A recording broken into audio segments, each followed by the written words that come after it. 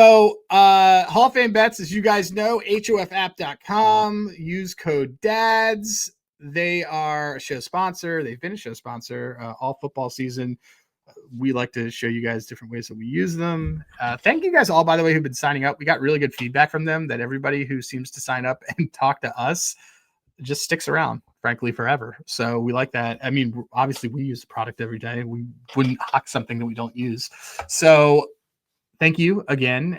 Use code DADS. You get 25% off the first month, and you get a week free, and it's great. And so, CJ, with that said, please take it away with what you are eyeing in this game with the Colts and the Raiders. The Raiders, a team that also lost me money last Sunday with the ability not being able to pull out that money line, which looked like it was in the bag for me. But at least this bet is going to be, I guess, a bet like fading the Raiders. So I am looking here at Mr. Michael Pittman, who I feel like the fantasy community has talked about Michael Pittman as like a breakout guy for literally every year he's been in the league. And he's like always been fine. He's just never had really the offense or the quarterback that can, I guess, unlock his full potential. Maybe he's just like a above average receiver and he's not like this, next Tyreek Hill or whatnot. So for me, I am looking at I got this play already. I don't see a line here on Hall of Fame Bets, but I know that I got this 59.5 receiving.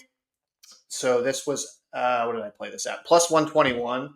So you can go look. That might still be on DK. I think I played this I want to say Wednesday, but I just like the matchup here for Pittman. I've had to kind of maybe readjust my priors on the Colts offense as a whole. If you look, the Colts offense in general by PFF, I think they are the 7th graded passing offense, and by receiving and from wide receivers, they're the 4th best offense. That probably actually should even be higher because they probably lost some points for the Mitchell gaff last week too. So offense operating at a high level, even with Daniel Jones, and good matchup this week with the Raiders coming into town.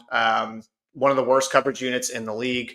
And then also I just kind of liked if you look just at Hall of Fame Bets here, his targets have actually started to steadily see an increase again. So if you look kind of at his average here from 24 till now, 7 targets per game, a little bit higher last year, but then last 5, 7.8 targets per game. And even so this season, even in that LA game, 10 targets, kind of seen a little bit of an uptick there. And yeah, I'm looking just for him to get 60 yards, and I'm getting a plus 120 price on that. I think this is probably a bet for me. I like it. I like big target shares on guys who frankly don't throw the ball very far. Pittman operates primarily out of the slot, would you say? I mean, I think he does. I need to go pull up. That's a good point. I think with Alec Pierce out too. I just think because I don't think Adonai Mitchell had a terrible. I had a terrible gaff, so I don't believe that they're going to put a lot of those targets. The Alec Pierce targets, who they absolutely trust, are going to go between Dobbs and Pittman. Yes, for sure. This just lanes into your play being great. So yeah, I hate on every one of your plays. I'm good play. Well, I mean, look, there's a reason we have a Discord channel for why your bet sucks, or is it Sassy says your bet sucks? Or something? Yeah, someone changed it, but the reason why a bet sucks is because someone's just not doing the math, or they just don't know what they're doing. Yeah, pretty much. That I would hope to say most of the time I'm not in that category. No, I'm kind of looking at your bets are never dumb. Your bets are never dumb. I sometimes disagree with the angle, but that's been a while since I've disagreed with the angle. I only used to disagree with your angles when you were basing them off of projections, to be totally fair. Projections? Oh, yeah. Yeah, when I would send you hey, my model says so-and-so, I've got a 15% edge on total bases today. You're like, no, you know. Cool. And then he would hit the next day, and then you'd be like, God damn it. So there was one over the summer. My daughter said, God damn it, the other day, and that was 100% my fault. Oh, yeah. I'm like, that's my contribution to. I've had that happen once or twice. I think I said shit happens, and Elena said shit happens one time. Yeah, my son just says to everyone for no reason, "So long, suckers," and he doesn't know what he's saying. And Nora will yell, "God damn it!" And Caitlin will look at me, and this is my fault. And Caitlin's thinking, "God damn it, my husband." Yeah. But she says, "But oh my God," is a Caitlin thing, not me. Oh my God's fine. Elena says, "Oh my God." That's right. That's I know. not a bad thing. A 4-year-old saying it is just hilarious. Anyway, It's very funny. It is very funny. So. What are you thinking? I mean, have you had enough time to cook in the kitchen? Can we get so I have a play that I like. Here, I'll Jesus takes the wheel. Hold on, let me just do it. By the way, the guy who wrote that died in a plane crash like this week. Really? The guy who wrote Jesus Take the Wheel. Yeah, he died 2 days ago. Not to admit, this is actually really funny because Scott's gonna find this very funny.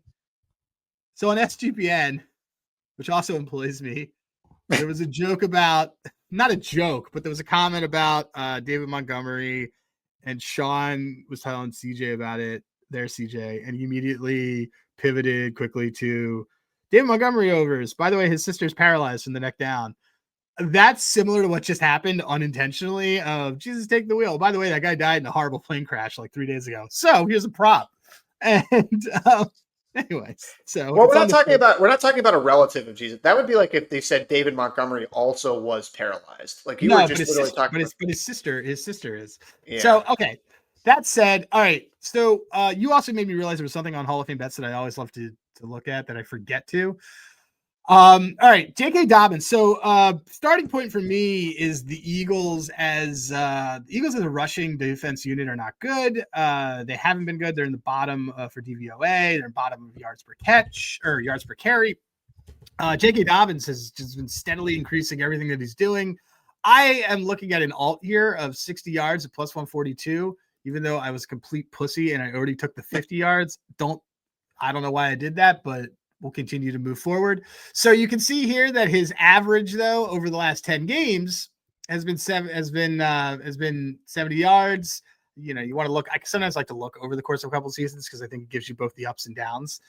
66. You know, in his last 5, he's been climbing. But really, what I like to do is I like to see how a defense that is performing as poorly as the Eagles, how he's been doing overall over time.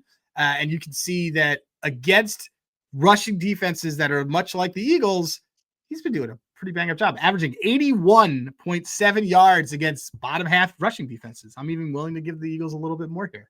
And then you go down and you can see this on the Eagles game log. They gave up 63 to Bucky Irving. Shout out, Scott. We cashed that. We had the 60 over.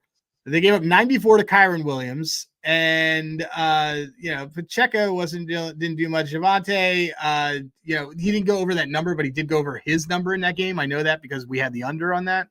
And, yes, I remember that one. So generally speaking, just what we're seeing here is that the Eagles have actually been giving up above this number. Like I said, they're losing guys on that line. So I like J.K. Dobbins. The total is low in the game too. Low totals. I always like to lean into rushing. Totals 43.5.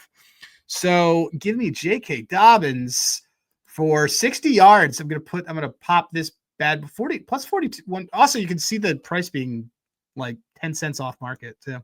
I like that a lot. Mm-hmm. So J.K. Dobbins, he is in. He's also just been climbing 63, 76, 83, 101. This dude's a stud.